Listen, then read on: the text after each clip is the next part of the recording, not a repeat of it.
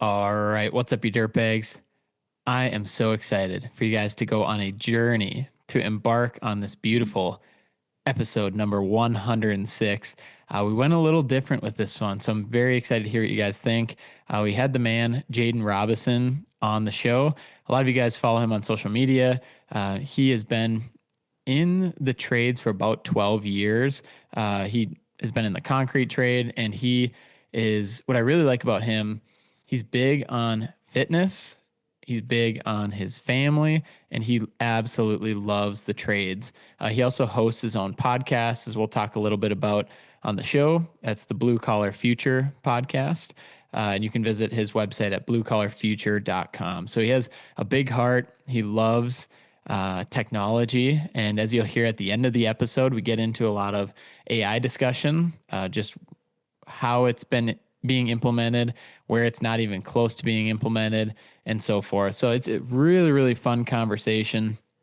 We also kind of unpacked some ideas in the podcasting world of, I'm sure some of you saw my post the other day about maybe expanding the Dirtbags network of adding more shows and more hosts and what that could look like, kind of like the Barstool Sports model. And that is super interesting. So him and I just went back and forth and talked about that, and so many great things in this episode. And just can't tell you guys enough.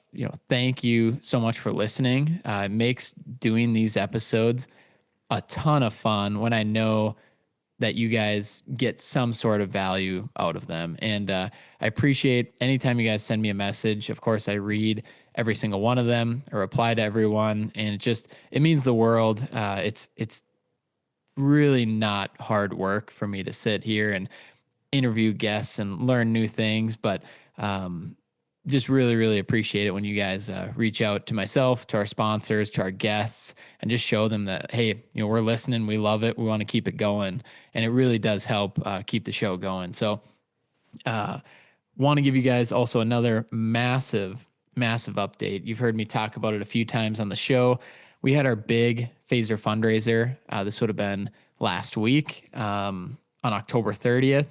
This is our 5th annual phaser fundraiser. I started it when I was part-time at Phaser Marketing. I had just started the business. Our 5th annual, the first year we did it, we raised $6,100. The second year, we raised $20,000 for the Boys and Girls Club of Detroit Lakes. Third year, $30,000. Last year, we raised $40,000. And so our goal this year coming into it was, okay, we absolutely want to beat 40K. We can't go backwards. And we had that kind of that 50K number in mind. It just sounded like such a great number. $50,000 to the Boys and Girls Club of Detroit Lakes would be so awesome to hit. We obliterated it. And I am so grateful and so thankful. Hopefully you guys have been following along with that journey. And a lot of you have, because many of you listening stepped up to be a sponsor. We had 53 sponsors for the fundraiser this year. And what's really cool is 25 of those 53, basically half of them, were clients of ours at Phaser Marketing that have never been to Detroit Lakes, Minnesota, which is the hometown I grew up in, a town of about 8,000. And so to have our clients step up in that way to sponsor, and then on top of it, in total, there's about, I think, 38 of those 53 were either our clients or you guys listening, basically construction companies across the country and across the world that stepped up and said, we want to sponsor this fundraiser. So just showing a massive reach, love, and support from you guys listening helped us generate and break and obliterate our record. We raised $70,000 on Thursday last week for the Boys and Girls Club of Detroit Lakes. Almost doubled our last record. And man, I'm just so grateful and excited. We had an unbelievable night. My dad played the music and absolutely crushed it. And we had drinks, we had food, and it was a 3-hour night. And we had a presentation from some parents that have had their kids go through the club, and also some kid testimonials as well. And just very, very inspiring. We're we're not done here. We're going to do the same thing next year for our 6th annual. Our goal is to hit 100 sponsors, and would love to see more of you guys in person there too. We had a lot of clients drive up or fly in. We had friends, family, our entire Phaser Marketing US team flew in for it. And we really want this to be kind of that watering hole event where every year it's an event we know where we can go to and we can all come together. And we're going to announce the date shortly here. It'll be in October again. It'll be on a Thursday night, and it'll be in Detroit Lakes, Minnesota at Detroit Mountain. And I wanted to give you guys the list of sponsors. I wanted to make sure I shout them out. You'll know a lot of them. You'll recognize a lot of their names here, and a lot of them have been guests on the show. They've been guest hosts. They're clients of ours. They're going to be future guests, and just studs and studettes in the construction industry as well as our local community. So massive shout out to these sponsors: Canadian Septic, also our 2024 guest host of the year, Crush Mode Aggregate Solutions, Ben Tennis with Everstead Wealth Partners, WDS Contracting, Decker's Land Solutions, Horizon Real Estate Group, NJ Event Services, Seaboys TV, a couple local guys there if you've ever heard of them, Moritz Excavating, JCR Excavating, the Snow Jobs Podcast, Sutton Outdoor, Ultimate Excavation, Sapphire Construction, True North Excavating, Shares Landscaping, Ryan Archer Realty Group, Matt Miller Landworks, Benchmark Search Group, 641 Excavating, Triple Play Construction, Great Divide Earthworks, Hydrovac Inc., Bell Construction, Aloha Sanitary, Bell Excavating, Blue Collar Business Accelerator, CMAC Landscaping, God's Country Land Services, Farmore, Gear and Outdoor Services, Ace Contractors, Linehan Outdoor Services, Anderson Septic, Innovative Lawn and Landscape, Resolute Accounting, Elmwood Landscapes, and the Ground Crew Peer Group. And on top of those, we also had Pro Resources, Lake Shirts, the Boys and Girls Club Thrift Store, BTD, Modern Woodman Fraternal Financial, Venom Products, Tony Stensgaard with Edward Jones, Sanford Health, and Gallagher Insurance. And so that is just a huge shout out to those companies that supported our mission and continue to support our mission. A lot of those are 2nd and 3rd year sponsors, but over half of them, it is their first time sponsoring and supporting. And we also had the kids hand draw and hand color their logos. And so those are posted up all over the event. I'm going to grab them real quick. So anyone watching on YouTube, you're going to get to see a little bit about what they look like. Okay. So sorry for you guys on Spotify and Apple Podcasts, but if you're on YouTube, you can see the kids hand drew every single logo. So if you can imagine, like here's the Canadian Septic one. You can imagine when they heard we had 53 sponsors, we were putting them to work, and they had a good attitude about it. And here's the Sapphire one. And so thank you for your services. Just so sweet. Services spelled wrong there. I just love it. And what we're going to do is we're actually going to mail these out to each of our sponsors. I'm going to write a handwritten letter, just making sure I take a little bit of time just to thank them for their financial support and just their emotional support for the kids of Detroit Lakes. So huge shout out to all you guys for listening to the show, for sponsoring the fundraiser, for really making a difference in these kids' lives. And we're going to do it again next year. If you have any interest at all, shoot me a message. Let me know. You can text me. 218-234-7345 is my personal number. Of course, you can reach out to us on any of our social media channels as well. And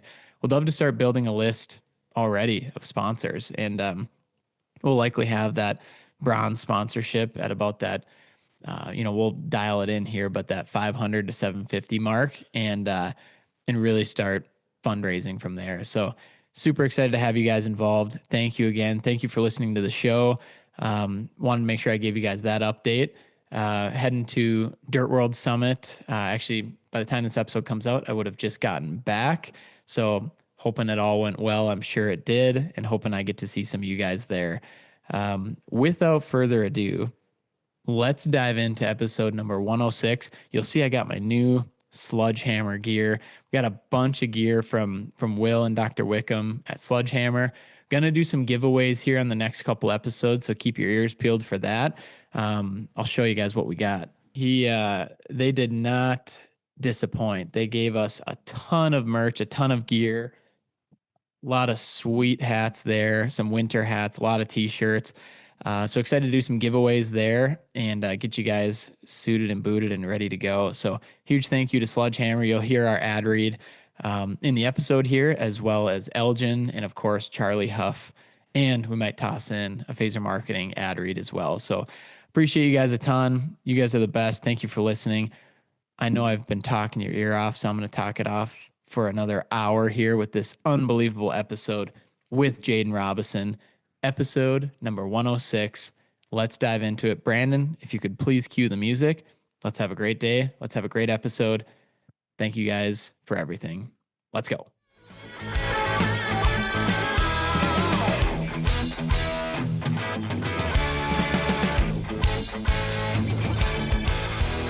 All right, what's up, you dirtbags?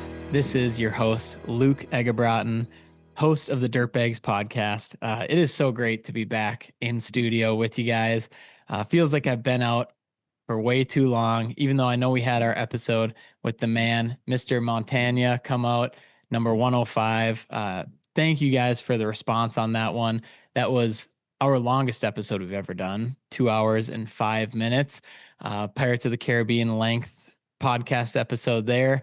Josh and I have been talking back and forth, and it's just been fun to hear the feedback you guys have been sending him, and also sending me as well. So I know in this upcoming episode here that we have for you guys, it's been a very special episode that I'm excited to bring you guys.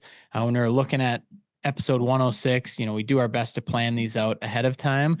Really wanted to see, how can we keep providing different value for you guys, and I'm really excited to bring in this next guest. Not only does he have his own podcast, and I love recording with other podcast hosts, but he is in the trades himself as a concrete mason, also is in this social media world. A lot of you guys have already known him, met him, or follow him on socials, but at the same time too, is walking the talk, like has a family, is in the trades, is running a business, but also dealing with everything that you guys listening might be dealing with. So it's a little different coming from him than coming from a guy like me who isn't in the trades every single day. So without further ado, I am so excited for Dirtbags episode number 106 to welcome in the man himself, Jaden Robison, into the Dirtbags studio. Jaden, how we doing, man? Good, man. How are you?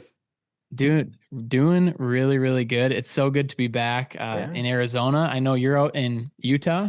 Yeah. I was just gonna ask if you're in Arizona. It's pretty warm down there, right? Still, isn't it? Feels like a Minnesota 78, and it is just sunny every single day. It's beautiful. There's no rain, snow, clouds, nothing, and it's a nice change from the 118-degree July. Yeah. No, I've only ever really been through Arizona and maybe just to like parts of southern Utah, I guess. It stays quite a bit warmer down there than it does up here. So we're getting into our pretty cold season coming up quick. And 30 degrees in the morning almost nowadays. I think it was about 70 today.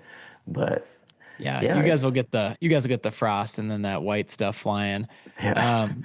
Dude, so when it comes to diving in first, I mean, you do so much. Obviously, you're the host of the Blue Collar Future podcast, bluecollarfuture.com for everyone listening. Go check it out. Let's just start there. I mean, you've been running and hosting this podcast almost 3 years, I believe a little over 2.5 years or so. Let's start there. How did you get started with the podcast? How has that been going? And then we can kind of back up a little bit and talk about how you got started in the trades. Yeah. Well, the how I got started doing the podcast really just I think encapsulates like my whole journey up till now. So I won't get too deep into that. I just wanted to find a way to tie in everything I was doing. So I mean, a little bit of backstory, I guess I was going to school for engineering, for electrical engineering, and I was doing kind of some software development. And then I met my wife. She's a web developer, so I started doing some web development stuff. And so I was doing that, but I was going to school part-time, working full-time, doing the working out, which we talked about before we started recording. And I was posting about all this random stuff online, and I was like, how can I tie all this stuff in to something? And that's where the podcast came from. It's like, what is the future of the trades? What it like being taking care of yourself, technology. What is that looking like? How do we recruit the younger generation coming Mhm. in? And this is all coming kind of after I decided to stay in the trades, as I was obviously studying to kind of get out. And it's kind of about my journey, kind of growing up in the trades and then staying, like, Yeah. really. And I think that's why you have such a unique perspective, because a lot of times we might hear it from a guest, not that this is a bad thing, but hear from a guest that used to be in the trades that is no longer in the trades, or has never been in the trades and is talking about it like they know something, and kind of pointing at myself there, right? And it's like, okay, you were in the trades, went to school, stayed in the trades. And so Yeah. tell me a little bit more of what that looks like. What exactly do you do on a day-to-day basis, and how has that changed? And I believe you've been in your role for the last 12 Yeah. years or so. hmm Yeah. So I mean, I grew up family business going, and I was told to go get out of it, just like just about everybody else in my generation has been told, go get educated, go do something else. And I never really liked doing it. I've been doing concrete flat work, my whole life up until this moment, and I was going to school, I think actually full time and working full time. So I never really left the trades. I was always doing this, and I think I started to realize I was chasing something that was more of an idealized version of reality pushed on you from school. Like, oh yeah, you need to go get a degree that'll save you. Yeah. And it's like you don't want to be, work smarter, not harder, all of that type of stuff. All of that rhetoric has like pushed so many people away, and it was pushing me away. And I started to feel like I only disliked it because of that. Yeah. I think I would say I disliked being in the trades because I felt like what was being told to me weren't successful. But growing up, I saw most of the people I knew that were really successful were in the trades. And Mhm. um, I grew up in a pretty affluent neighborhood where I am in northern Utah, and a lot of people were in the trades and were just as well off as a lot of the engineers and other people in our neighborhood. And I was like, I feel like that's not the whole answer. It's not just go to college. So I I started to realize I actually liked doing concrete. I liked working with my hands, and I started to get really good at some things. And I was like, I think I like this. I think I might stick around and do this. Um, yeah, and then that's where we came to the podcast. It was pretty soon after. So Gotcha. And then when it comes to, I know you mentioned your fitness, and for anyone that doesn't follow Jaden on socials, like definitely a great LinkedIn follow, Jaden Robison, but also on Instagram too. You can follow him at, I'm gonna have to spell it out because it's a little funky. JADENRROBISON.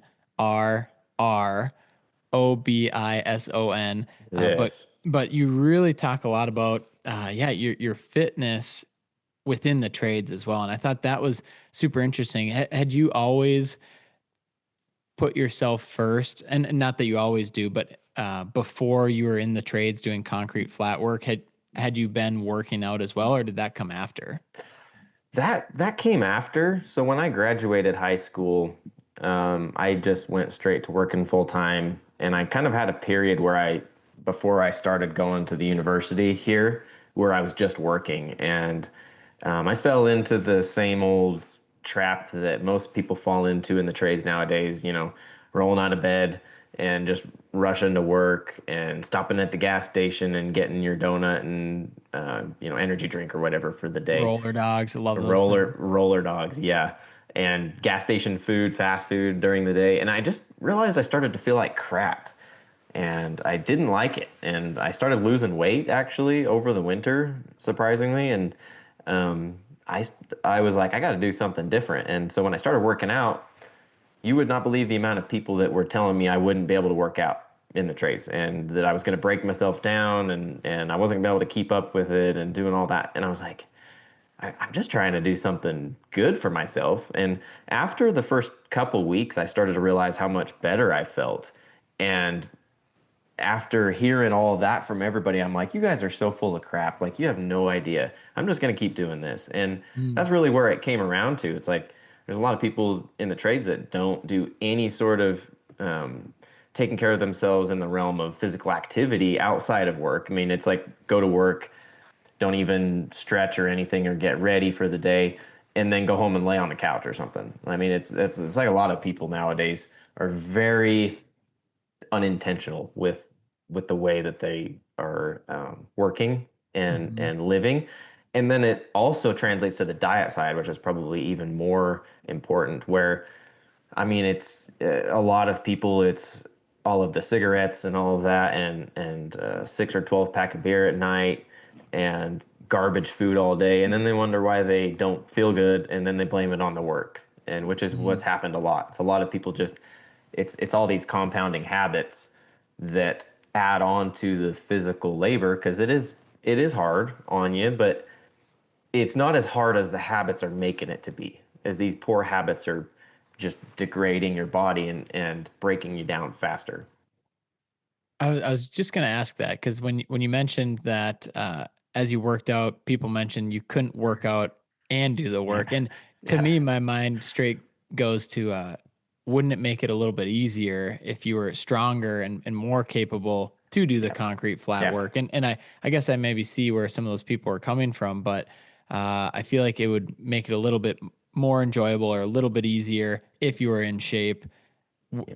healthy diet, healthy body, and working out on top of the hard labor it already is.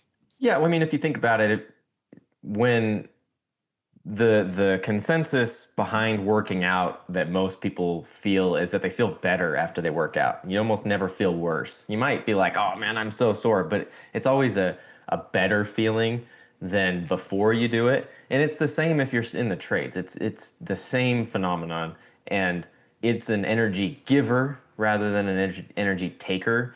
I don't know if you have much experience with laying down on the couch, but that just sucks the energy right out of you. You can get home from work and lay down on the couch and Mm-hmm. immediately it's like, oh, you're done. But if you get home and work out, you almost feel more energized after. Mm. And I'm not even talking about like pushing it and grinding every single day. Like I was lifting weights 3 times a week, like 45-minute Mm-hmm. workouts, just a little bit and then in the mornings too. All right, you dirtbags. You know it wouldn't be a proper dirtbags episode until we mention and thank our guy himself, Charlie Huff, our insurance legend for the dirt world. Huge thank you to Charlie for taking care of all of you listeners and including my company as well, and making sure that we are covered when it comes to insurance. You can text him or give him a call at 435 764 4833. Just make sure you mention that you heard him on the Dirtbags podcast, and just to give us a little credit. And I know you guys have been blowing up his phone. He sends me the messages of you guys reaching out, which is so awesome. Charlie can make sure you guys get taken care of. He can compare plans, compare rates, see if he can beat out what your current coverage is. But more importantly, he is a long term partner with you guys, including myself. You want to work with somebody that sees you, that understands the business, that understands the industry, but also somebody that you can text and call and really be on that personal relationship with. I couldn't recommend Charlie enough. And Charlie's been supporting the Dirtbags podcast and everything we do for quite a while now. And he's also probably coming on the next episode. We have a sweet giveaway that I don't want to spoil right now, but it might come out in the episode. Next episode, stay tuned. Charlie hit me up. He sent me a picture of an unbelievable giveaway he wants to do for you guys. So that's all I'm going to say. Be prepared. Next episode, we will be launching that giveaway. Super excited. I need to stick to the ad read here. 435-764-4833. Shoot him a text, give him a call. That's our guy, Charlie Huff. He will take great care of you. And don't forget, let him know you heard him on the Dirtbags podcast. Let's get right back into it. This is episode number 106 with the man, Jaden Robison. Here we go. Yeah, I can't even see how people would think that working out's bad. And I never have been able to. So that was part of the reason I started posting so much about it and talking about it so much, because there's so much negative attention towards physical activity in the trades. It's like, you don't need a gym, you work in construction, you know? Yeah. And I suppose so the people that relate to your content, my guess, and correct me if I'm wrong, would probably be people that are in construction that don't work out and see this as a viable option to work out or to have some specific exercises to help them on the job. So do you see that that's the case where it's people that are more excited to live a healthier lifestyle in the trades, or what do you typically see as people that are relating to your content? Yeah, I've been lately switching my content style a little bit to a lot more lifestyle in general focused. But almost every time I post something about working out, I get comments like about specifics. You know, how do I not hurt my back, or exercises I can do to strengthen my back, and all that stuff. And to some degree, I can speak with some authority here, but also I'm not a doctor or a physical therapist, and Sure. stuff. So I can give recommendations, but I also try to stay away from that. But it's people that are like, hey, how do I want to take care of myself? Yeah. I want to do workouts that are going to help me do my job better and easier. What can I do? And it's ranging from shoulder stuff to back stuff to, you know, all across the board. Yeah, I mean, since we're talking here and since we have everyone listening, let's go through some of that. So I reach out to you. I'm like, hey man, I do concrete flat work. I like what you're doing. I like your content. I'm trying to live a little bit of a healthier lifestyle. Like, where can I start in terms of specific exercises? Specific exercises, for a lot of people, I would say there some of the basics really are a really good place to start. I mean, and you can even start with your body weight stuff like push-ups and pull-ups and body weight squats and all of that. I recently came on to a resource for exercises that I felt like applied really heavily to trades, but people might not think they do. It's the Athletic Truth Group, ATG coaching, knees over toes guy. I think he's the one that owns it. So he's kind of destigmatizing like some workouts for stretch strength type stuff. And I would say if you want real specifics, you can just follow those, because that's what I have been following. Um, for back strengthening stuff, I mean, deadlifts actually, if you do them in moderation and you're not trying to like deadlift 600 pounds or something, are really good. They are really good. People have a bad they get a bad rap because people act like they break your back, but they're really good for you doing any type of leg work where you're Hmm. working your legs in a full range of motion to open up your hips and stuff and get more flexibility. That's a big key, because one of the major causes of back issues is having hips and legs that are not as flexible, and you're very constrained in the movement. That's a lot of what puts the pressure on your back, which is a little counterintuitive. Yeah. But and this stuff is all talked about in those programs, which I kind of had come to my own conclusion about some of these before I Mhm. found them, and then I was like, oh, these guys are, I mean, these guys are great. So Yeah, we one of our clients, and he's probably listening, Matt Studi with Sapphire Construction. We made mhm. these designs for him on a t-shirt, and he his team helped us with it. But it's for anyone on YouTube, you can see it. It's Yeah, push dirt, lift weights, be humble, that's awesome. and I just love it because Matt's a really good friend of mine, and yeah, it's like you can do both. Like you can Mhm. run a successful business or enjoy your life Mhm. and lift weights, like, and be humble and be a generous, nice person. And sometimes we just think that you have to be, let's just say arrogant, right? You Mhm. have to be arrogant to get ahead, to be successful. And then you hang out with somebody like yourself or like Matt or a lot of people in the industry, even listening. You're like, there are some studs and studettes that really, really prioritize their life and their fitness and their family and their faith. And no matter w- which order those are in, you start to meet these people and you're like, well, it doesn't always have to be one way or the other. Like there are opportunities to get ahead by having a different personality. Yep, exactly. And there's a lot of room for people in this space, I think, that there's some stigmas where they might not think they're welcome, or like you say, like there's actually a lot of very humble, very cool people in the trades, which is awesome. I mean, I think the culture in the trades has a lot of some of the worst people and then some of that the greatest people you'll ever meet Yeah, couldn't agree around. more. So, So one thought that popped into my head, and then we'll jump to the next one here, but usually time is a big factor. I know you mentioned like workout in the morning, workout after, but you are a father and you do have a wife and you do have other things going on and other hobbies and a podcast and all this stuff. So how do you fit it all in, or how do you manage your time without burning out, uh, but also like prioritizing everything? Like how do you yeah. get it done? I mean, I will say I am not perfect at this, Yeah. and there was a long time where I really felt like you could add almost double the amount of things you're doing and still have time, because we all Mhm. know how much wasted time there is in our days, especially nowadays scrolling on our phones, downtime that you have at work maybe, or in between home and work. There's always downtime to that just ends up being wasted. And I was really, really deep into talking about this type of stuff. And then we built a house and had a baby in Yeah. the same time. So last year really threw me for a loop because I was working, you know, crack of dawn, 6 o'clock in the morning, and then getting off work and going to work on my house while my wife was pregnant. And then we had our baby in the middle of that process.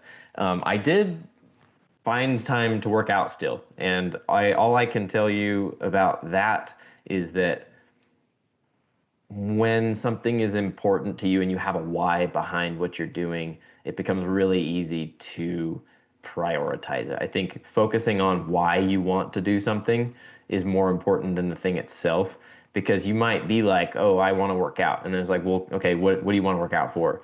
And if it's not that you want to show up better for your family and you want to take care of yourself and be a better person, I, I don't really know what could what could get your priorities lined correctly to make it, you know, top of mind all the time. Whenever I've worked out and I've been really, really consistent, which the only time I was consistent for probably the last 7 or 8 years through doing school full time, work full time, getting married, starting this podcast. Um, and then I've kind of taken a step back, but also because I'm at a point where I'm not really pushing for any goals with the working out. And so you can do a minimal amount, I'd say, like a few times a week, like one or two even, and then that's pretty good.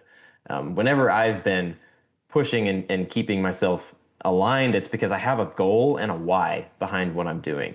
So Hmm. if I have a goal I'm shooting for, like so let's say I do a lot of weighted pull-ups. Let's say I want to get like to 100-pound weighted pull-ups. That's really easy for me to keep pushing and pushing for, and I have a why behind it because I want to take care of myself and I want to get stronger and I want to feel good and I want to show up and do what I say I'm going to do. Hmm. It makes it really easy to go work out. What makes it hard is if you don't have goals and you don't have a why behind it. Yeah, man. I mean, that's everything. It's in any business, any issue, anything that comes up, it's usually it points back to that. It's like, do you want it enough? And what is that focus going towards like, why are we Yeah. doing this? So, um, man, that's so Mhm. good. So I got to ask too, then on the podcast, kind of relating it back there, been doing that for a few years now. For anyone listening, go check it out. It's awesome. I get people reaching out all the time. They want more content in this space, like in the construction space. Um, why did you start that? Mhm. I want to come Yeah. back to that, and then also I want to, instead of just the why, I also want to go into the how. I Yeah. know a lot of listeners too. They're going to start their own podcasts. I've talked to a lot of them, and they. I would like to do a little bit more of a deep dive into how you started, like maybe the tech stack, the consistency it requires, the producing, the editing, like where does all that come from and how do you go about doing that? But also starting with the why you started anyway. Yeah. So when I, let's see, so about 3 years ago in December, I was thinking through all of this, and it was a problem I was having where I felt like my content was like all over the place. Mm-hmm. Because it was always so fitness based, and then I'd post about work sometimes, and then, oh yeah, we're doing these, websites, and we kind of did some. We started following you guys pretty close to around there because we were doing something sort of similar, kind of servicing some construction Mm-hmm. and some trade niches in building websites and dealing with online presence. So like I was trying to link all of those, and I just had this idea. I was like, blue collar future, and it I got it, and I got really excited, and I was like, oh, this is going to be awesome. Like I can tie all this together. I can start a podcast. I had been wanting to, and I listened to a lot of podcasts, and I always had, and I got the idea and started mapping all of it out. And then I was like, wow, man, I don't even know that. That sounds like it might not be good. Sounds like it might be a crap idea. And then I was like, you know what? I'm just going to do it. So I had happened to find somebody that was a kind of a podcast coach that had a free guide to starting. So I kind of went through it, and it was talking about your why and figuring out your mission and doing some of that stuff. And obviously, my wife's a web and graphic designer, so I had her do all of Mm-hmm. the branding and stuff for it. That was really whipped up pretty fast because I didn't want to lose my initial excitement behind Yeah. it. And I started getting it all set up. I set up with Zoom. I think we discussed before. I set up with Zoom, and I got some other things, and I was using, oh man, I can't remember what because I switched over to Riverside recently, and it basically took over all of the stuff. I used just a kind of an audio editing software that was free to use, and I used Libsyn for my RSS feed, and I kind of got all of the basics lined out and started to get to recording episodes, and it kind of slowed down from there because I was like, this is a lot of work. Like the starting this thing up is a lot of work, and it's all me, and it's all me in my after hours stuff. I mean, it's all, getting home from work and just grinding on this in the evenings, and I that was why I'd wanted to not lose the initial excitement behind it. So I still had this driving force, and I recorded the first few episodes and started to feel more comfortable with it. And so I think I released a few episodes at once and got a couple guest episodes. My idea was originally talk to people in the space, um, business owners or people in construction, talking about technology, taking care of yourself, getting into the trades, all of that type of stuff. And then doing solo episodes. So it's like one a week, one solo one week, and a guest episode the next week. And Mm-hmm. it's a time commitment doing those. I've wanted to since then kind of do 2 episodes a week, and I toyed with the idea of doing like a little half episode on Fridays. 2 a week. Yeah, but Oh my like gosh. but like a 10-minute episode. So, and even that, I got a couple weeks into it, and I was like, oh man, this is a lot of stuff. So, as far as like the workload goes, and you let me know if I'm missing anything on like the if you that you wanted to know on my why. But as far as the commitment goes, like one a week is at first it's a while, it takes a while to get used Mhm. to. So the production is kind of hard, especially if you're not technologically inclined. And I happen to be, so it was fine, but I could see how people could kind of take a problem to that. There's just a lot of little steps to do. So with the podcast coach that I found, he had like this little SOP for um, really I followed this guide almost completely when I started mine, and it was like recording schedule, um, how to start your podcast, like all of the basic details and the steps to start it, and um, how to. I'm trying to think.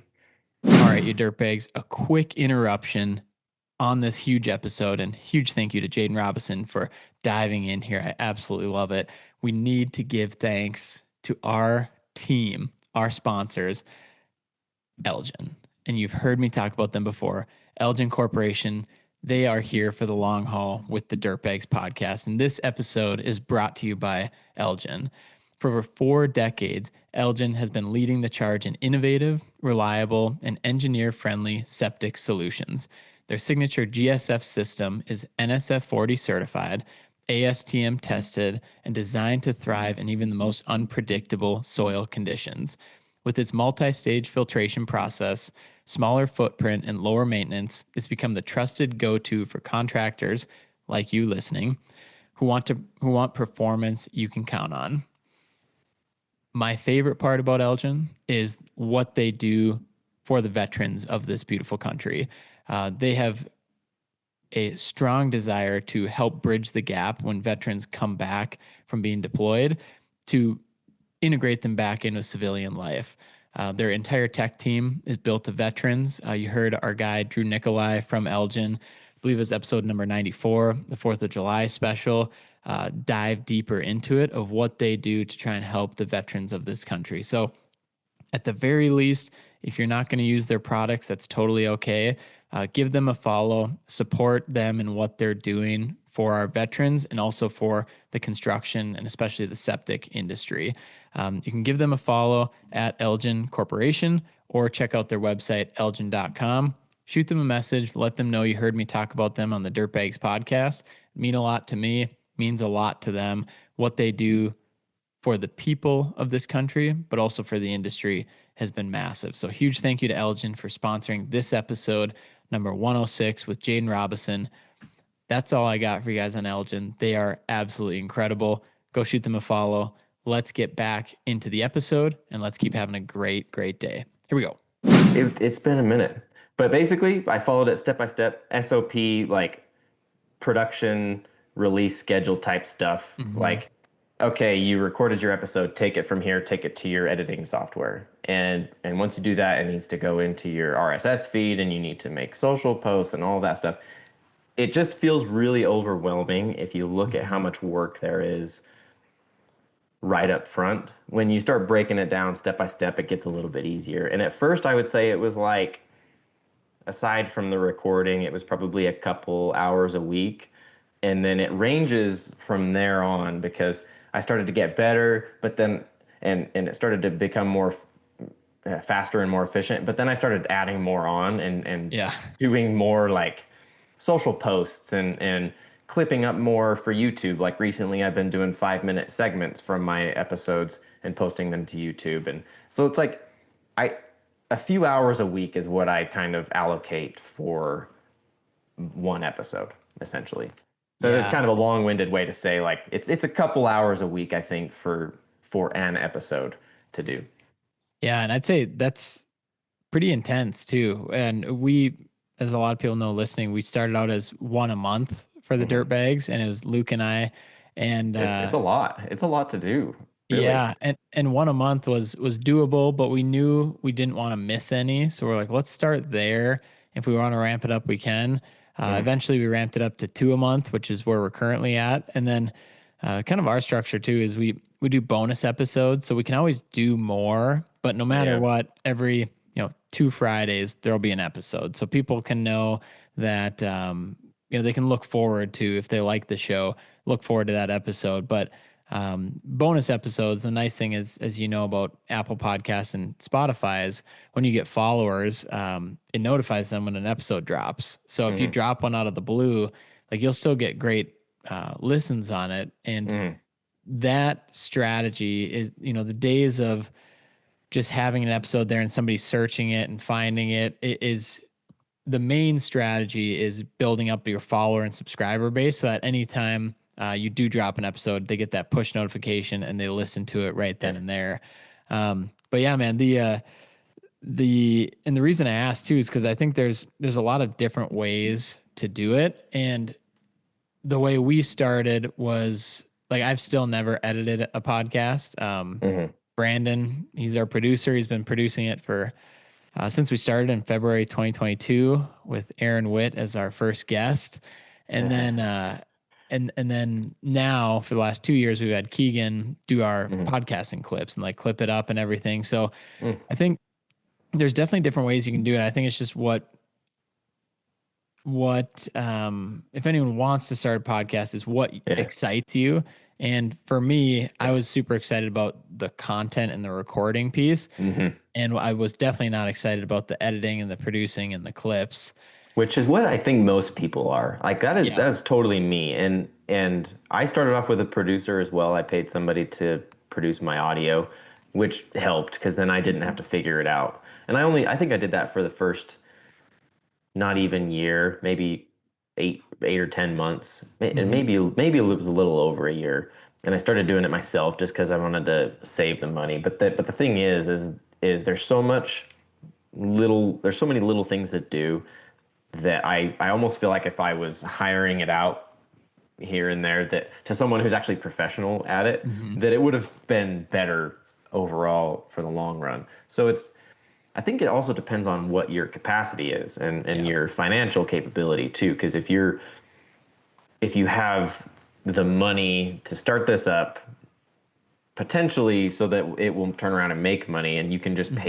pay people to help you do it, then that's probably just as good of an option instead of trying to figure out how to do it all. And I will say if I didn't hire a producer, I probably wouldn't have gotten my podcast very far because Yeah. there was just a lot of stuff to just figure out right up front, and it's pretty daunting to start up a project like that. Even if you have a step-by-step guide like I did.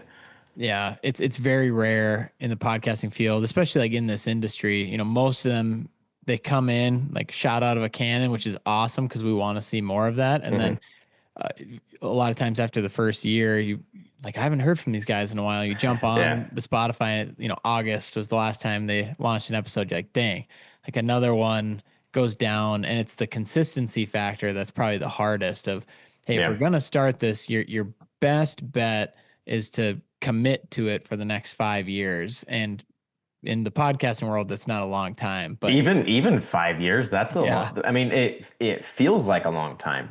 And Um, if you look at the statistics on podcasts, I think any podcast that's over a year is already in the top 1% of all of them that mm, have ever started. Like nobody ever makes it past a year. And if you do and you don't make it farther than that, that's actually I think more surprising than if you quit earlier on. I think a lot of people quit earlier rather than once they hit a year. Um, yeah, it's always one of those things, and we've all been in those conversations when you're having beers with your buddy or your buddies, and you're like, "We should start a podcast," and yeah, and you I had start, that and a few times, dude. I had yeah, that a couple times. yeah, and it's not a bad thing too. But I think Yeah.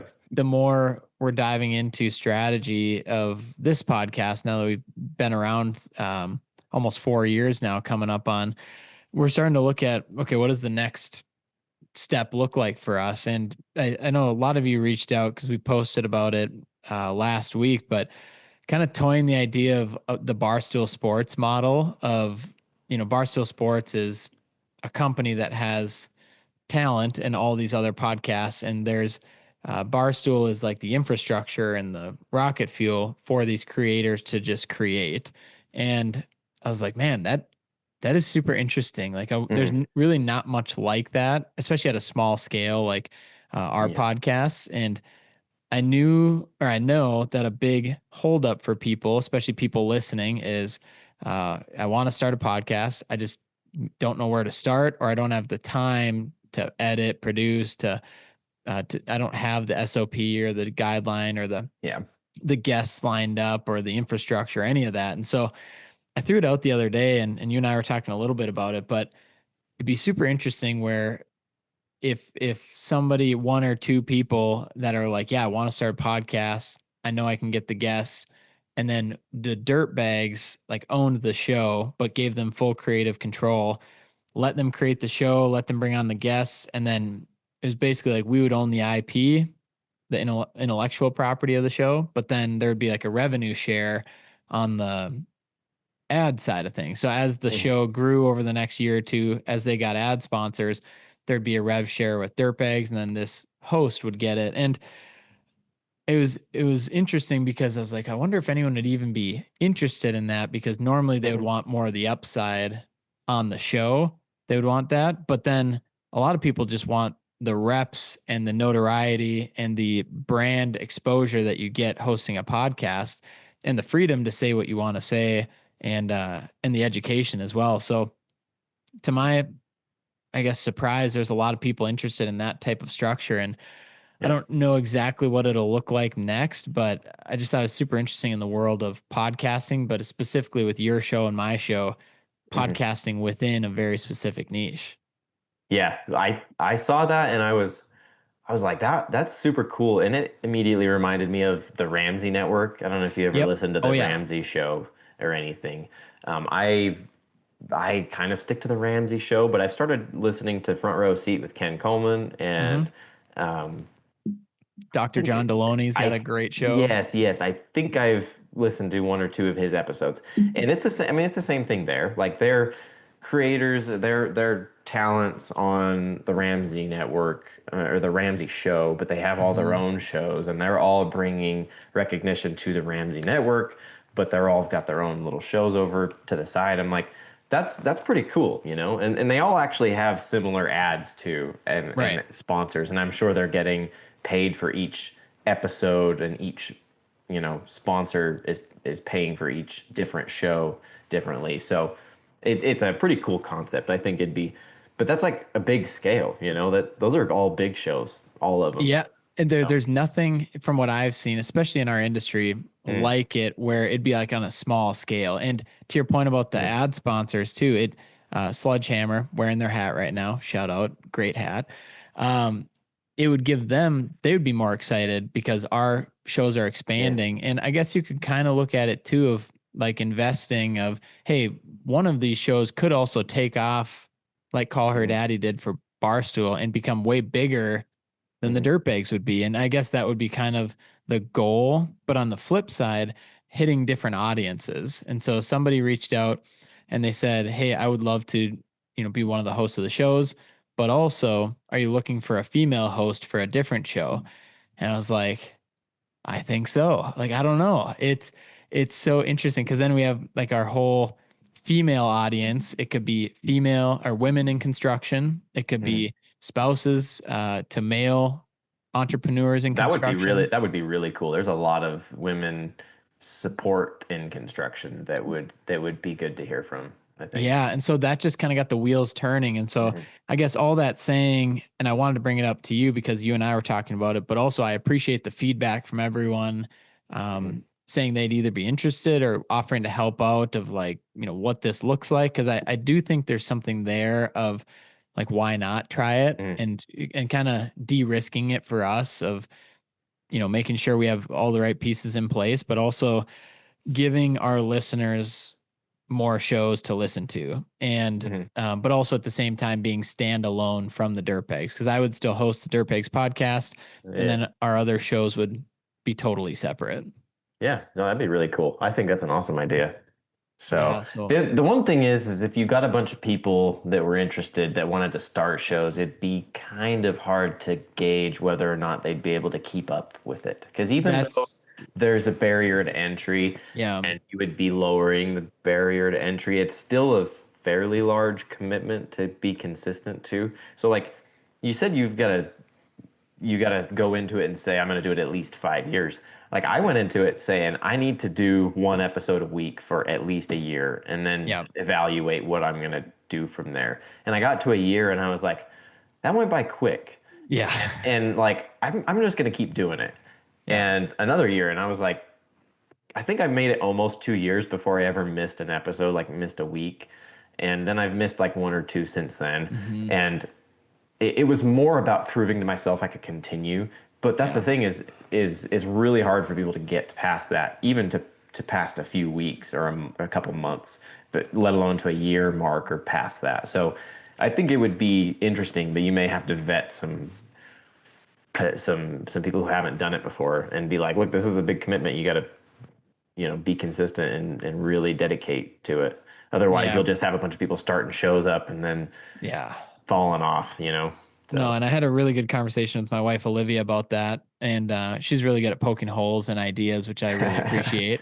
yeah, And she had a lot of those yeah, points too of just like, well, we'd need to be doing interviews with these potential hosts to make sure that they could do this under an operating agreement of, hey, it's at least, we'll call it 2 years or 1 year at X pace, one episode a week or one episode every 2 weeks.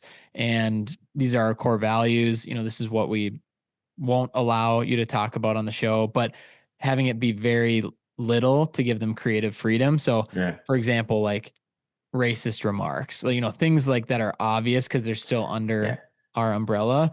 But um but yeah, and just making sure that what we put our name on is good for the listeners, and so they yeah. can go check out the shows.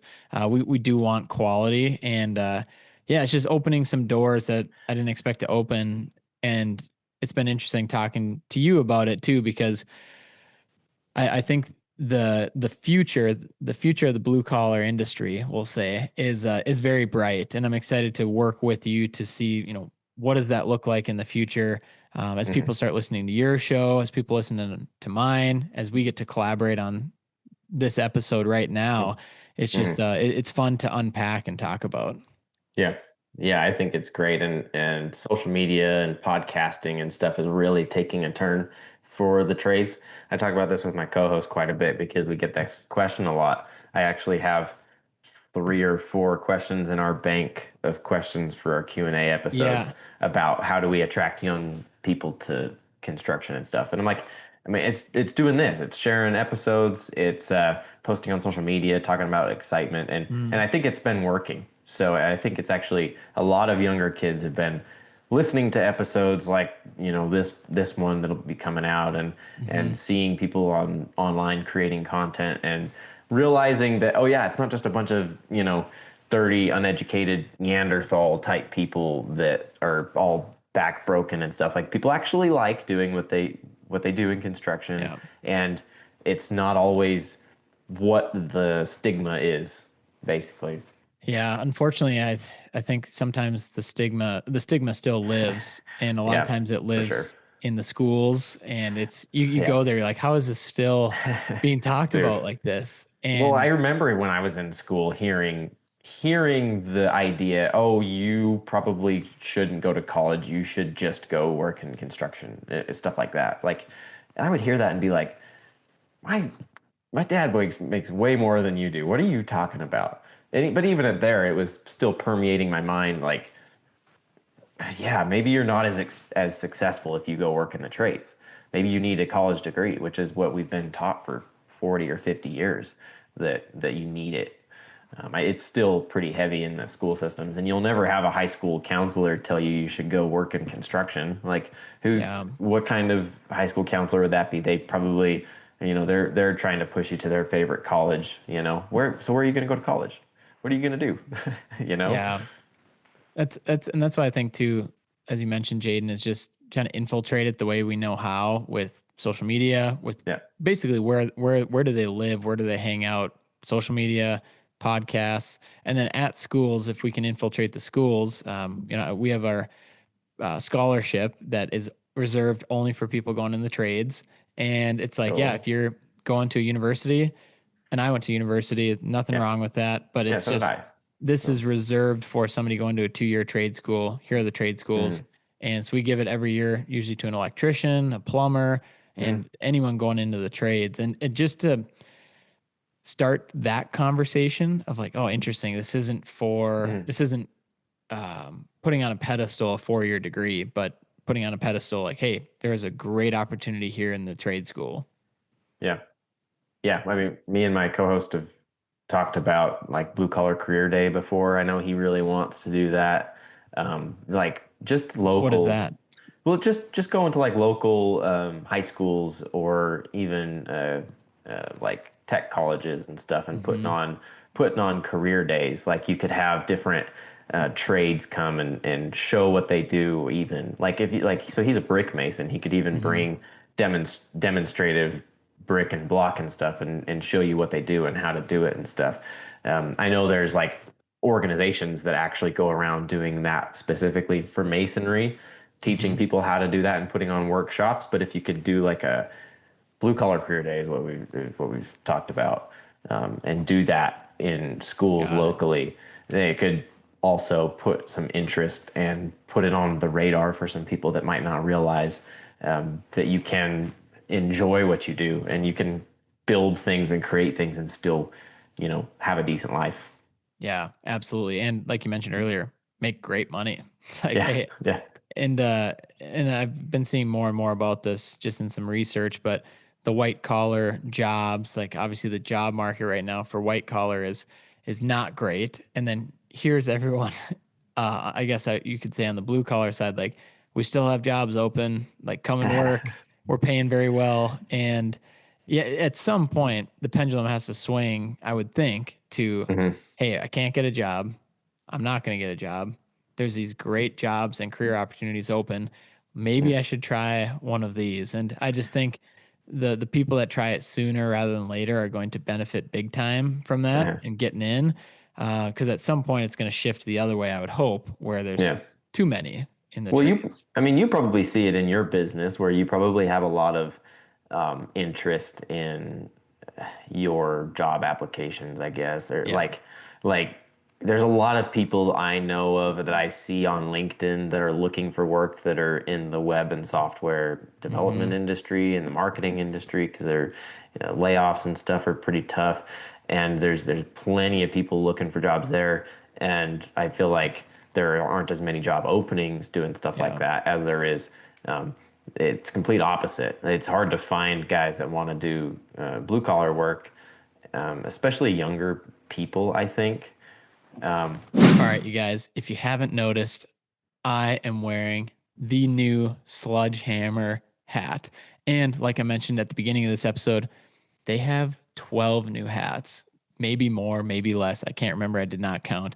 Sledgehammer has been an huge, huge partner of the Dirtbags podcast, and we can't thank them enough for sponsoring the show and sponsoring this episode. We're going to be setting up some giveaways to make sure that you guys can get some Sledgehammer gear in your hands and that you guys can rep properly as well. So stay tuned for that. Might tie it in with next episode, might do a social media giveaway. But if you're listening now, just know that go give Sledgehammer a follow. They are making septic sexy, as Will would say, not as I would say. They Will, Dr. Wickham, their entire team there is just a group of innovators in this wastewater industry. And not only are they innovators and making sure these septic systems are going to last long term, they also have a new revenue stream for contractors. And that is really their installer network partnership program. So you can learn how you can be an installer for Sledgehammer while also providing better solutions for your clients' septic systems. So definitely reach out to them. They have a brand spanking new fancy website, sludgehammer.net, or give them, I should say, and or give them a follow at Sledgehammer Group Ltd. Shoot them a message, say, hey guys, heard you guys on the Dirtbags podcast. Love what you're doing. That's all you got to say. It means a ton to me because they see that you guys are listening and you hear these ad reads, you see the hats we're wearing, all that stuff, and it means a ton to them. So, massive shout out to Will, Dr. Wickham, and the whole team at Sledgehammer. We're going to do some really exciting things with them coming up. we've got our big Nights at the Brown Table episode coming up, which is going to be a collection of some of the best in the septic industry. So massive thank you to you guys for sponsoring the episode. Thank you for you guys listening and reaching out to our sponsors. Like I said, we're going to do some sweet giveaways with the Sledgehammer gear. Make sure you guys get that in your hands. So without further ado, we're back in the episode number 106 with Jaden Robison. But there's job openings all over the place. So I don't want to be one of those people that says that nobody wants to work, because there's Yeah. people out there. I just think that there's way more openings than there are available people to do it. Yeah. I So mean, there's definitely a lot of truth to that too. And as you've heard, I don't agree with the sentiment that like the younger generation doesn't want to work, because yeah, you see it in every generation. And, yeah, but what I will say is that you're so right on the, like we've never had an issue with recruiting hmm, and hiring. And so when we put out part of it is proximity. So we can hire from yeah, anyone in the world instantly, and they can start on Tuesday. yeah, Um, so that's a big thing, but also uh, just that remote lifestyle, the digital marketing, the wanting to get in right out of college, and so we see a lot of young people looking for a job that can't get a job that want to apply to a company like ours, and really I try and steer them to the direction of career path, and hmm, most of the time it's not with us, and because yeah, we'll put out we had a job posting out the other day, and LinkedIn makes you boost the post now to just to have a free job posting. You have to put money to it. It's ridiculous. Otherwise, jeez, it'll max out in 3 hours, and you're like, well, that's jeez, dumb. So, so we had to put some money to it, and we had it was like a client success specialist, which is a really good role at our company, and I really enjoy it, and it's one of our favorite roles, and that's 55K salary, and we put that out, and it was 464 applications within holy like crap. 36 hours, and I'm like, okay, we can only hire one person, and the crazy Yeah. thing is too is that I mean, we didn't look through all of them, of course, but we looked through 70% of them. And there were probably like 100 good qualified people that would be a great role at a lot of companies. And Hmm. it just makes you wonder like, okay, we have 86 clients right now that would kill for somebody that really just wants to work hard, be there, Yeah. learn, is excited to be involved in their culture, and our clients Uh-huh. are top of the top. And I don't know, it's like that shift of getting them there is Yeah. very difficult. So at some point Yeah. it's got to happen, but man, it's crazy seeing the complete difference of Hmm. the hiring cycle.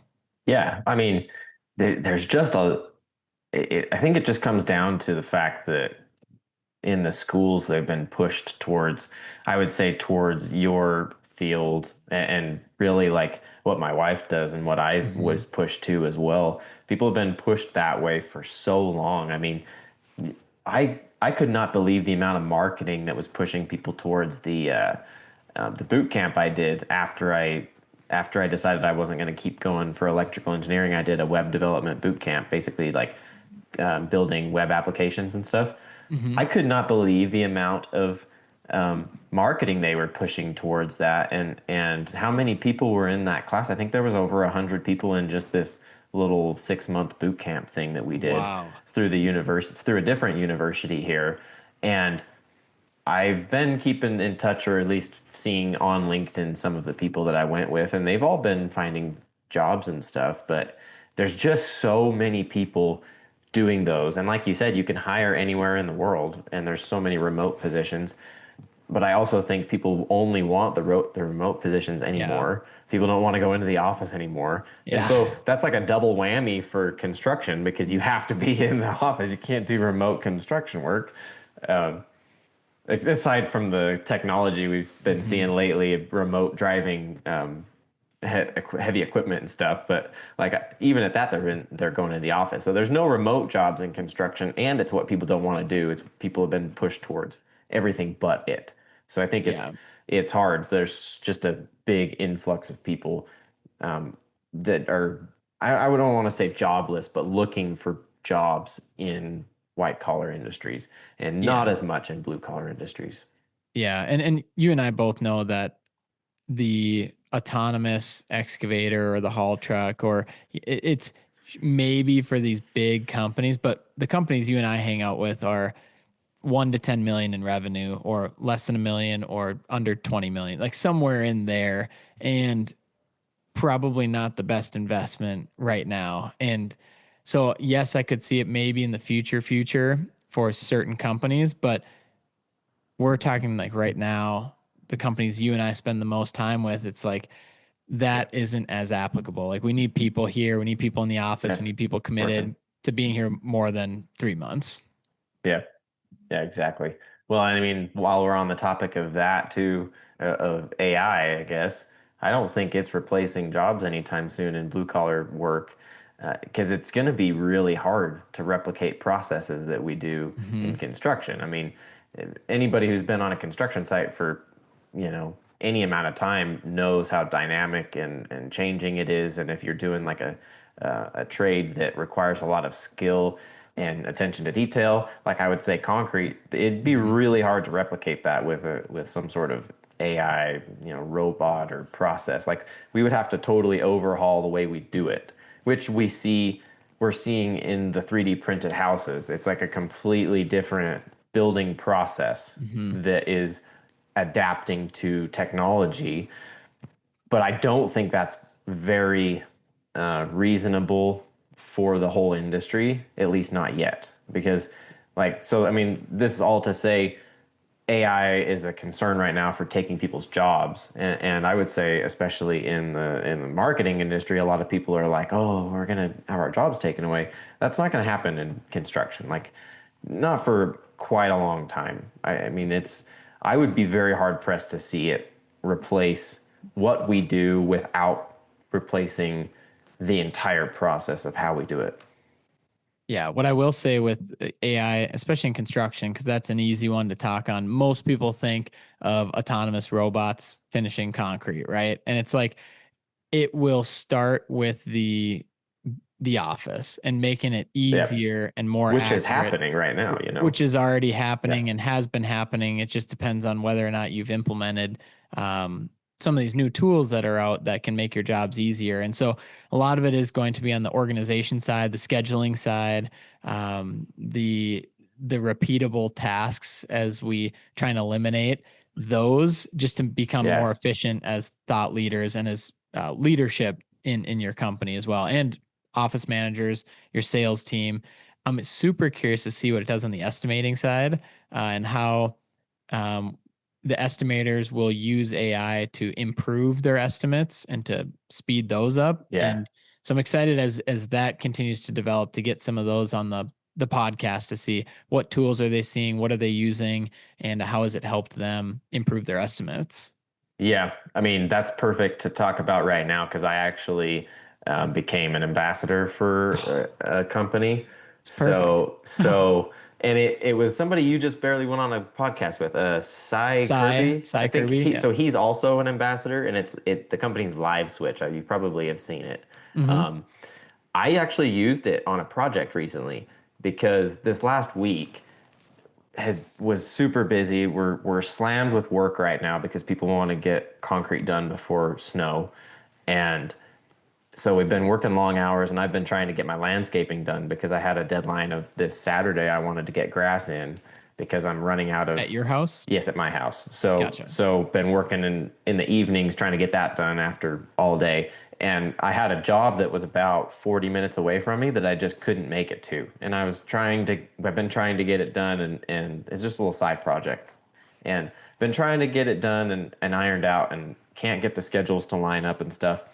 And finally I was like, I can do it this Saturday after I lay sod. I can come up there and we can pour this little concrete pad that they needed done. I'm going to do a video call with you.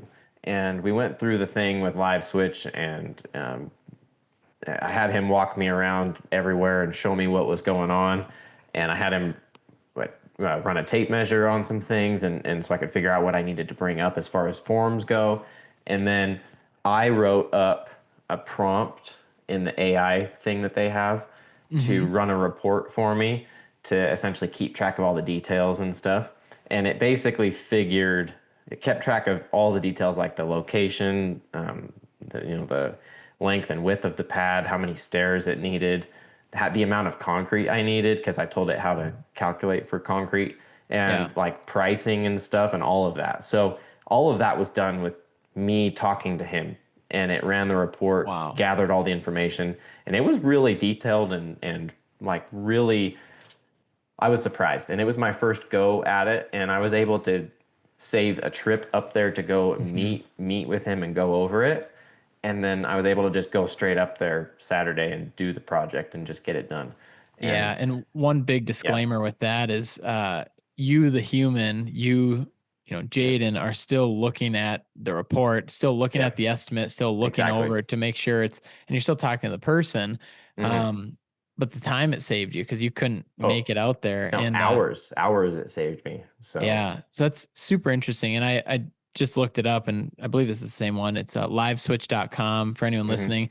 They're not a sponsor. That was just a perfectly timed shout out. And huge shout out to Cy Kirby. It was Yeah. just on his podcast a couple last week or 2 weeks ago. And Hmm. he's just an awesome guy. He's doing some really cool things in the industry as well. But yeah, that live switch, I'm always curious because it sounds scary when you think Yeah. just like, oh, AI in construction. But then when you see somebody from construction developed a solution using AI for construction, and it's like, Yeah. oh, that makes sense. That could actually really help.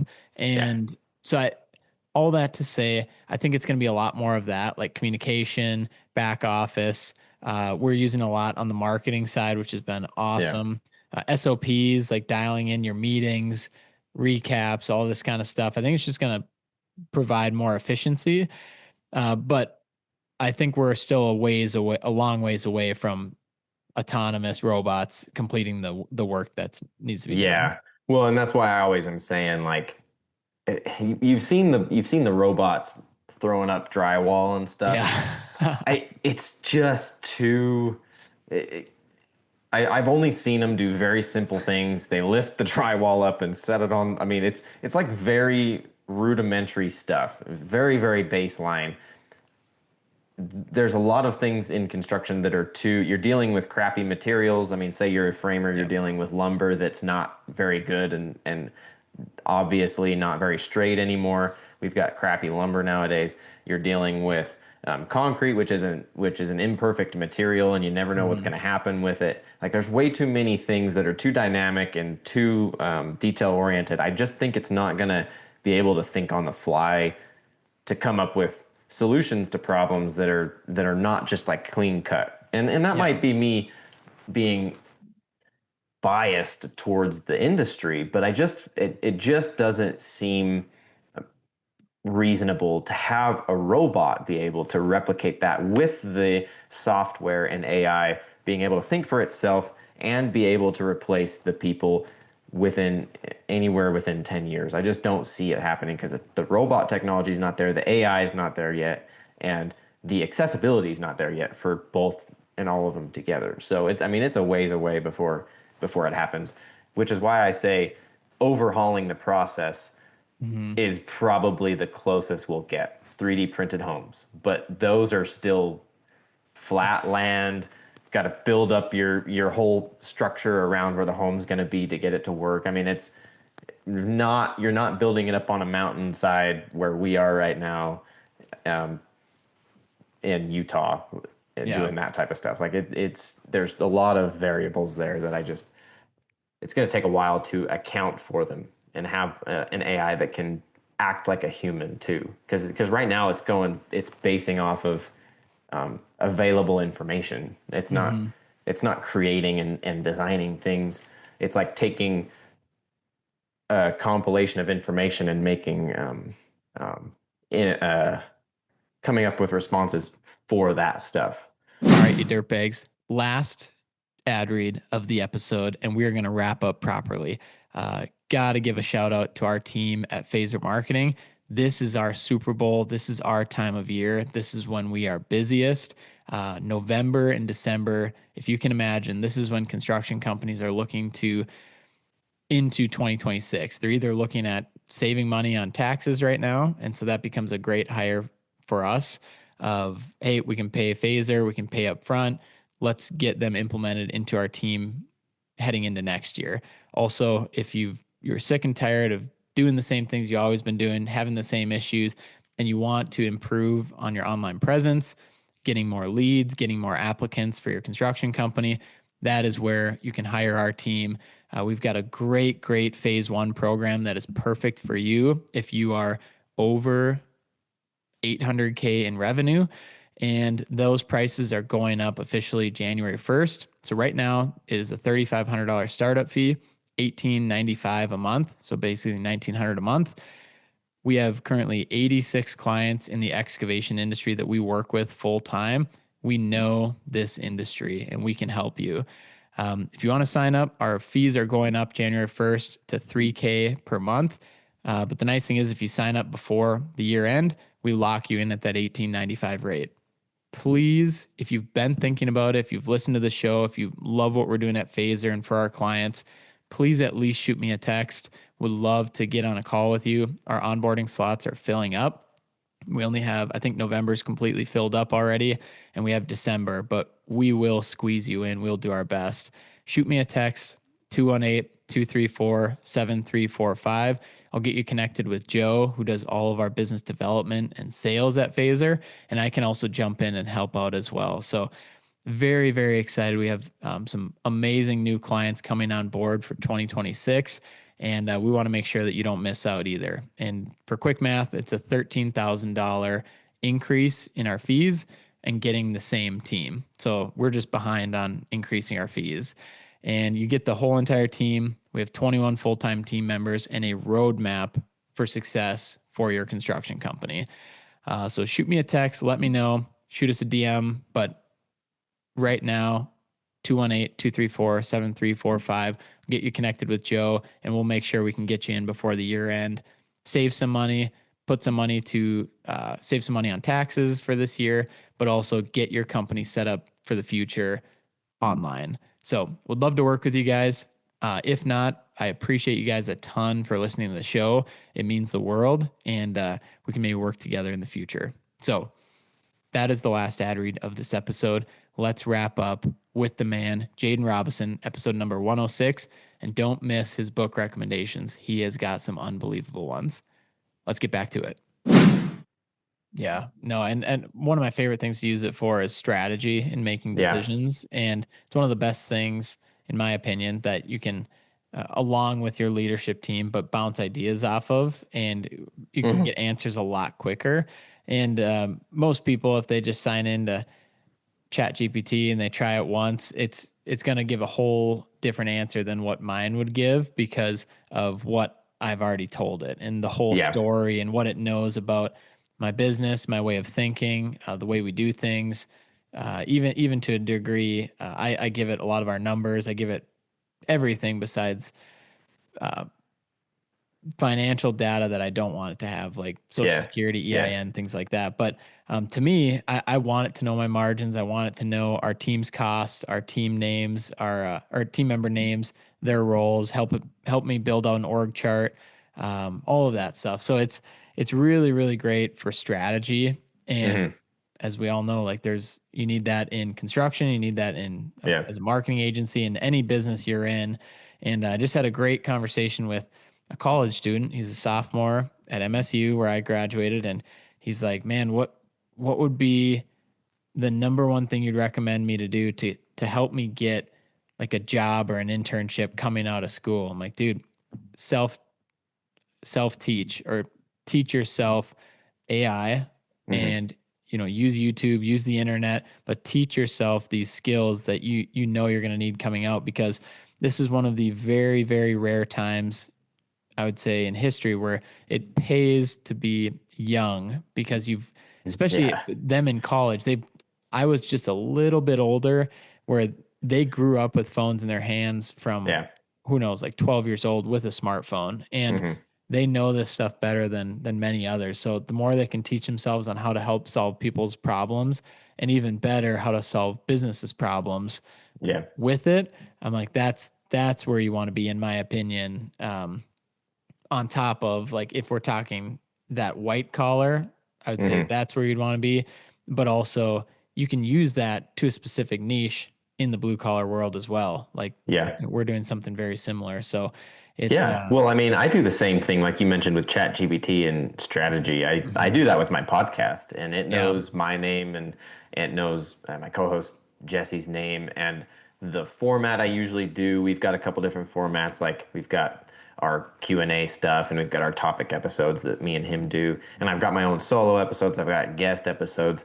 Like I've given it all of that information and it helps me come up with ideas based on that stuff for social media posts, for like my personal content creation side. Like that type of stuff is awesome. I would call ChatGPT right now though more of like a thought compiler, and then Hmm. because it's AI and it has access to all this information. It does it really fast and it does a good Yeah. job of it right now. But I feel like it still is a ways away from coming up with like new, very unique ideas because it's all like Hmm. regurgitated stuff. I mean, I don't know. I mean, at some point I see where it is coming up with ideas for me, but it's also kind of lame stuff sometimes, if that Yeah. makes sense. So it's like it's good to bounce ideas off of Hmm.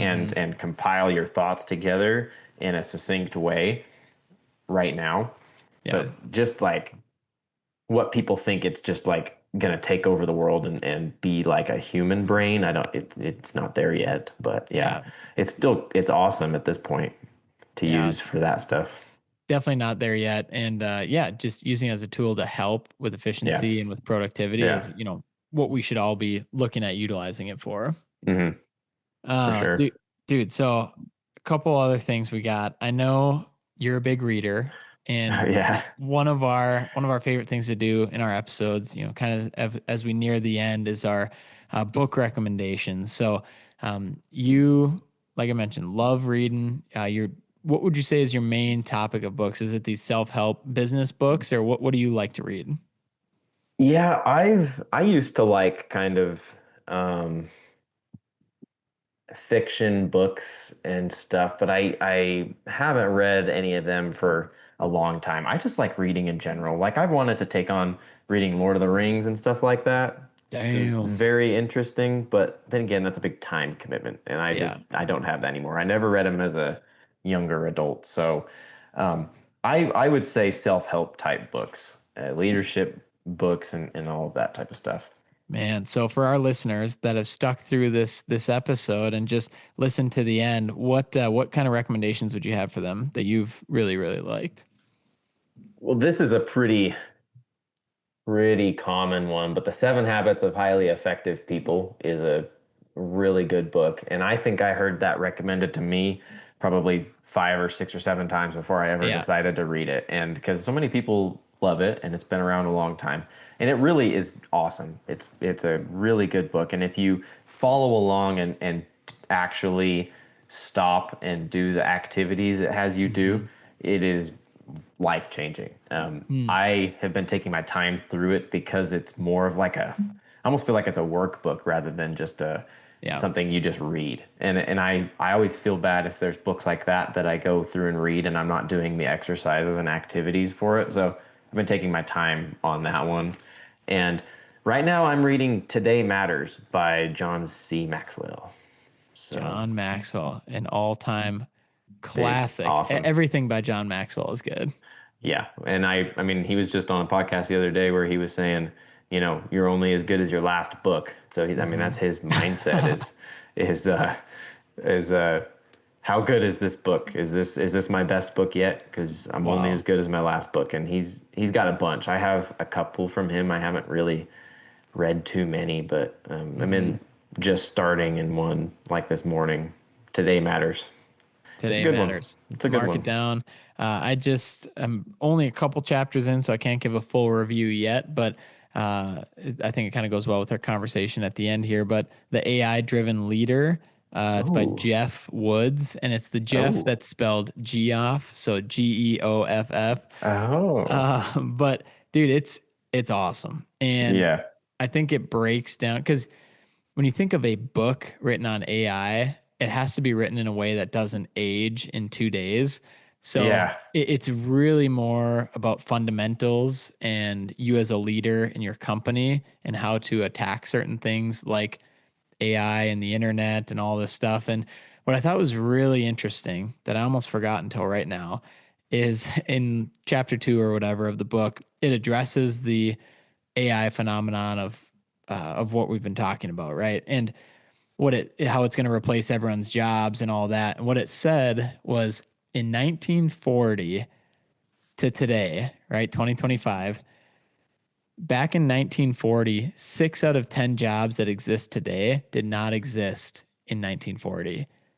That's And crazy. that blew me away. And it gave examples, of course, IT manager, cybersecurity, digital marketing, um, phone repair. I mean, all these types of things and internet companies. And Hmm. um, I think it tried to break down of how this has always been happening, but we can't get too worked up about it, right? And it's always just innovating, and innovation is always happening.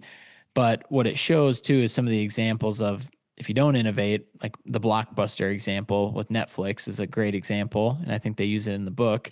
Um, Somebody else will, and it's kind of a crazy thing to think about, but it's somebody and other people will be continuously innovating in their company and staying on Hmm. top of what's new, trying things, failing at other things. But the moral of the story is like continuously trying to Yeah. be better. And great read so far. I will give everyone a full report when I'm done. But that is The AI Driven Leader by Jeff Woods. What's Yeah, it's a crazy idea because I think everybody has probably fallen into that. I mean, think about what happened to the horse industry when the car was invented, um, and how much infrastructure was just like useless now, and the amount of hay that was needed and care for the horses and stuff when we're doing horse-drawn carriages, like and the carriage industry. I mean, obviously, it probably just morphed into the car Yeah. industry, but like completely demolished an industry, but created something even bigger. So, I mean, Well, and you mentioned something important there, morphed. Like a lot of these yeah, companies had to change the way they were doing things to keep hmm, up and then have exceeded well past that. So yeah, morphed, innovated, adapted. There's so many different ways to say it, but no, man, that's why we do these things. That's why we bring up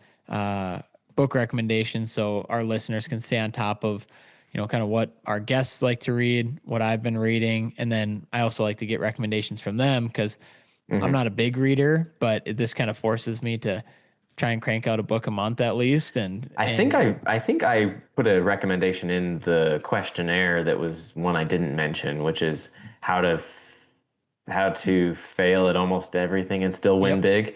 Have you read that book?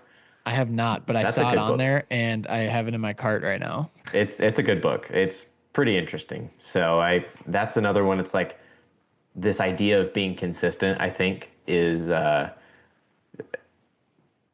essentially what it's about. Like keeping Mm, moving and being ready for opportunities that come and trying things and not worrying too much when things don't work out because you yeah. never know what it'll lead to. So yeah, Yeah. It's like another that one. fail forward Yeah. mentality of, hey, we're Hmm. going to fail, but we're going to keep failing forward and keep Yeah. moving forward. And that's where growth comes from. So Hmm. I can't be scared to do any of that. Nope. Dude, this is Jaden Robison, episode 106. What an unbelievable time having you on. Jaden, thank you so much. Yep. And for everyone still listening, go check out Jaden's podcast, The Blue Collar Future. You can also check him out at bluecollarfuture.com. Of course, LinkedIn, great follow, but also on Instagram at Jaden Robison with 2 R's in there. Yep. Don't forget it. That is my middle name is R I was going to is ask Reese. about that. Yep. Yep. Okay, so JADENR Yes. Robison, and there's Robinson. no N. No in N. Robison. Besides at the end, I Besides at just, the end. No N in uh, the middle. dude, so thankful you came Yeah. on. Thank you for all that you do for the industry, but also all that you did today on the podcast. Excited to continue this journey and this mission forward. Hopefully, I'll see you at Con Expo. Are you going to be out at the show? I want to go. I am actively making plans, I would say. I'm gonna do my best to be there. So I Perfect. want to get to the world of concrete. Yep. This, um, I may drop World of Concrete for Con Expo just because it's Let's go. kind of a bigger one. So, Yes, sir. Well, we will yep. plan on, I'm just going to put you in the calendar. We will see you in Las Vegas in Well, there we March go. at Con Expo. So, There we all right, go. man. I appreciate it a ton. And for Yep. everyone listening, thank you guys. Make sure you like, follow, subscribe to the show, and ring that notification bell. We will see you on the next one, number 107. Have a good one, guys.